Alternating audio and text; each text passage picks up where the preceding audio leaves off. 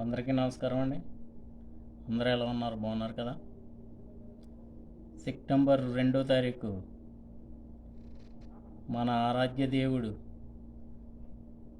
Deputy CM Pawan Kalyan గారి జన్మదిన శుభాకాంక్షలు తెలియజేస్తూ జన సైనికులకు, వీర మహిళలకు, మెగాస్టార్ చిరంజీవి అభిమానులకు, పవర్ స్టార్ పవన్ కళ్యాణ్ గారి అభిమానులకు, రామ్ చరణ్ గారి అభిమానులకు అందరి తరపున పవర్ స్టార్ పవన్ కళ్యాణ్ గారికి జన్మదిన శుభాకాంక్షలు.